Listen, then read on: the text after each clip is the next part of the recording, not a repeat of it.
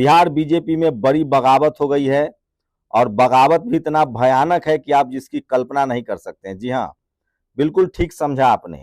TV अखबार ये नहीं दिखाएगा, बीजेपी में बड़ी बगावत हो गई है और नीतीश कुमार के गेम प्लान ने बीजेपी को सड़क पर ला दिया। सोचिए, बीजेपी का सपना था कि उसका अपना मुख्यमंत्री होगा, लेकिन बीजेपी ने अब उसको फंसा दिया है। फंसा ऐसा दिया है जिसकी आप कल्पना नहीं कर सकते हैं। और मैं इसलिए कह रहा हूं कि नीतीश कुमार अभी भी मंझे हुए नेता हैं और भयानक नेता हैं। हुआ क्या है, जब वो जानेंगे तो आपके पैर तले उंगलियां खिसक जाएगी, मिट्टी खिसक जाएगी। नीतीश कुमार के साथ बीजेपी खेल कर रही थी, नीतीश जी ने बीजेपी के साथ खेल कर दिया। एक सीट की बात बताऊंगा, सोचिएगा। इस बार बीजेपी के पास 50-50 हजार नए वोटर विधानसभा में ऐड हुए, 21 लाख वोटर नए ऐड हुए। सोचिए, 16 लाख वोटरों ने एप्लीकेशन दिया, ऐड हो गए 21 लाख वोट, 67 लाख वोटर काट दिए गए। एक लालगंज सीट की पूरी कहानी बताऊंगा कि आखिर सारे जो नए वोटर थे, 50,000 ऐड हुए हैं, वो एक ही पार्टी को चले गए। वो एक डराने वाला खुलासा करूंगा, ये सब बहुत जरूरी है। लेकिन उससे पहले बात नीतीश कुमार की। आपको याद है, नरेंद्र मोदी ने कहा था, नरेंद्र मोदी ने अपने भाषण में नीतीश जी का नाम नहीं लिया। पटना के रोड शो में नीतीश कुमार शामिल नहीं हुए।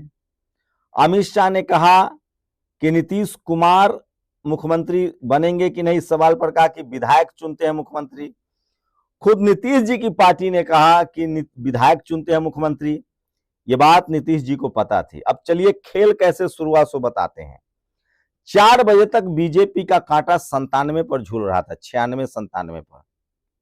शाम 4 जब बजा तो बीजेपी का कांटा 96-97 झूल रहा था और एलजेपी का कांटा, चिराग पासवान जी की पार्टी का कांटा 22 पर झूल रहा था, 22 पर।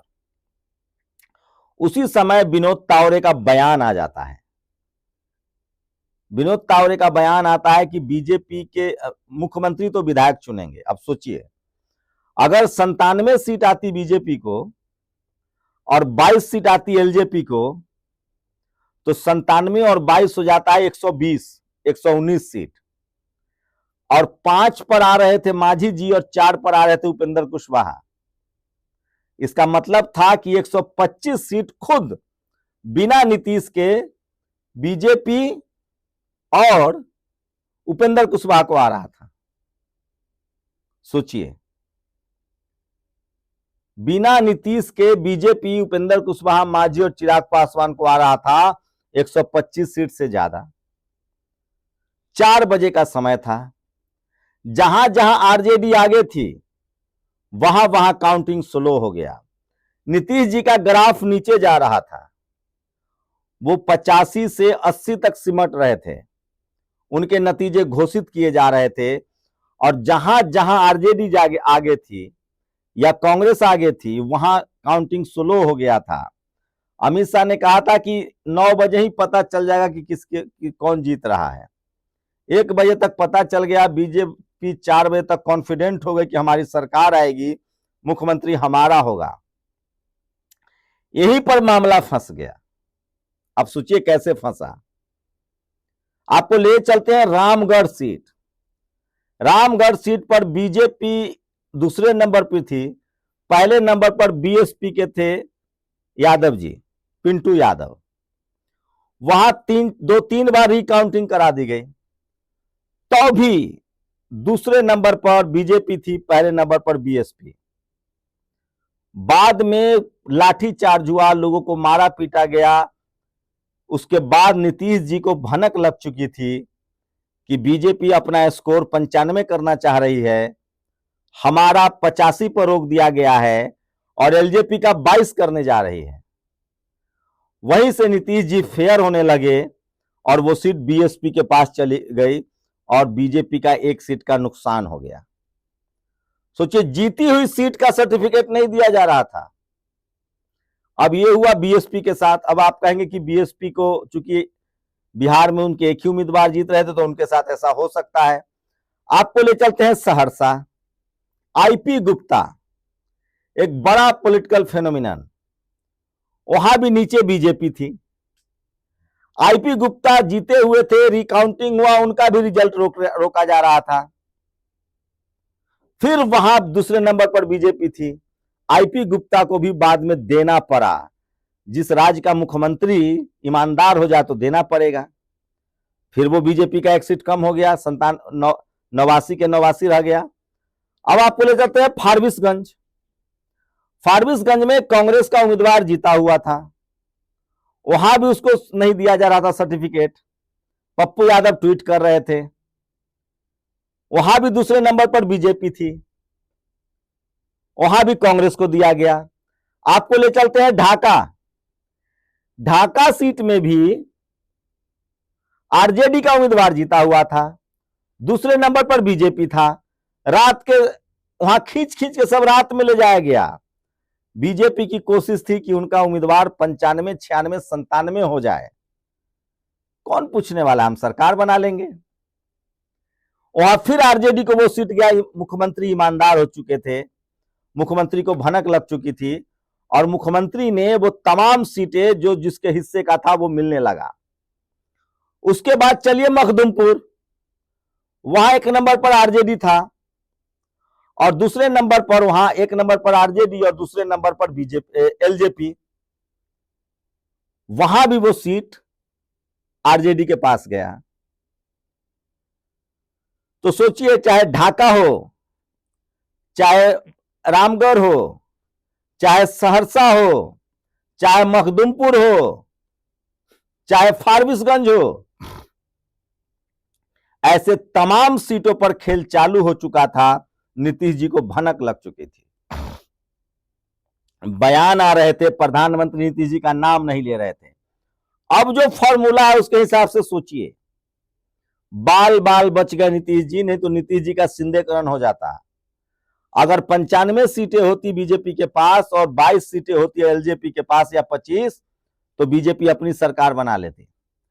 अब बीजेपी के पास 89 सीट है और 19 सीटें हैं चिराग पासवान के पास। टोटल कितना हो गया, सोचिए, 108 और 5 और 4, 9 सीटें मांझी जी के पास और उपेंद्र कुशवाहा के पास। बीजेपी का आंकड़ा जा रहा है बिना नीतीश कुमार के 117। अब सोचिए, अब इनकी सरकार नहीं बनेगी, अब नीतीश कुमार को मानना पड़ेगा मुख्यमंत्री। ये पूरा खेल जो पिछले 7 सीटों पर हुआ, 6 सीटों पर अगर ये सीटें सारी बीजेपी को चली जाती जिसकी कोशिश हो रही थी, और सोचिए जो लोग जीते हुए उम्मीदवार को सर्टिफिकेट देने में मजबूर करे, उसमें चुनाव आयोग की कोई भूमिका नहीं थी। क्यों रोका गया? भाई आप ईमानदार है तो। तमाम सूत्र बता रहे हैं कि मुख्यमंत्री के इंटरफेयर के बाद वो क्लियर किया गया। उसके बाद आपको बताते हैं, अब नीतीश जी के पाले में गेंद आ गया। नीतीश जी का है अपना 85, 35 इंडिया गठबंधन का है। 85 और 35 कितना हुआ सोचिए आप, 120 सीटें तो ये हो गई। 5 है ओवैसी, वो पांचों मुस्लिम उम्मीदवार है, वो जाएंगे नहीं एनडीए के साथ, तो 125 हो गई। एक बीएसपी के हैं, 126 हो गई। 85 और 35 इंडिया गठबंधन। सोचिए, मैं इसीलिए कह रहा हूं कि फिर गेंद नीतीश कुमार के पाले में आ गया है और अब बीजेपी वाले को समझ नहीं आ रहा। अब एक ही रास्ता है उनके पास, या तो वो कांग्रेस को पूरा हाईजेक कर ले 6 के 6, तो 17 और 6 18, 19, 20, 21, 22, 23, तभी उनकी सरकार बन सकती है। तो ये पूरा खेल चल रहा है और इस खेल और सह और मात में नीतीश कुमार ने अब तक बीजेपी को मात दिया है। आगे देखते क्या होता है, लेकिन मैं फिर कह रहा हूं, नीतीश कुमार को पता है कि अभी अगर उन्होंने कुछ बात कही तो बीजेपी सबसे बड़ी पार्टी है, गवर्नर उनका है, उनको मुख्यमंत्री बनने के लिए बुला लिया जाएगा और उसके बाद आरजेडी को तोड़ना या कांग्रेस को तोड़ना बीजेपी के लिए आसान हो जाएगा अगर वो सत्ता में बैठ गए। लेकिन अगर एक बार नीतीश कुमार बैठ जाए, सत्ता में चले जाए, मुख्यमंत्री बन जाए, तो चिराग पासवान नहीं टूटेगा इसकी क्या गारंटी है? उनकी पार्टी भी टूट सकती है। पिछली बार भी उनकी पार्टी टूटी थी, अलग पार्टी बन गई थी। तो अभी भी नीतीश कुमार मंझे हुए खिलाड़ी है, उनमें दम है और नीतीश कुमार की बगावत बीजेपी को महंगा पड़ सकता है। अगर यहां नीतीश कुमार मुख्यमंत्री बनते हैं तो वो प्रधानमंत्री के लिए चंद्रबाबू नायडू को तैयार भी कर सकते हैं, और जब चंद्रबाबू नायडू और नीतीश कुमार मिल जाएं तो मोदी जी का खेला हो जाएगा। और उसके बाद अगले लोकसभा चुनाव में सोचिए, अगर नीतीश कुमार को इन लोगों ने प्रधानमंत्री मान लिया होता इंडिया गठबंधन में, तो मोदी जी का ऐसे भी खेल हो जाता। तो चलिए, देर सवेर ही सही, नीतीश कुमार कम से कम इस बार बच गए हैं। अब बीजेपी की कोशिश होगी कि कुछ महीना इनको रखा जाए, बाद में सत्ता कब्जा लिया जाए। तो देखते हैं क्या होता है। तो ये पूरा खेल चला है। अब तो ये पूरा खेल चला है। अब आते हैं बीजेपी के बगावत पर। बीजेपी के साथ बिहार में बड़ी बगावत हुई है।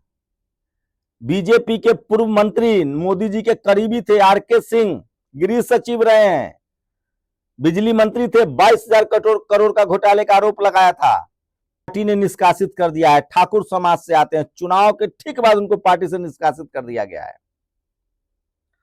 तो देखिए, बीजेपी के इस खबर पर सोचिए, यही कोई दलित पिछड़े पार्टी का होता तो क्या होता। बीजेपी ने पूर्व केंद्रीय मंत्री रहे आरके सिंह के खिलाफ कार्रवाई करते हुए उन्हें बीजेपी से निलंबित कर दिया है।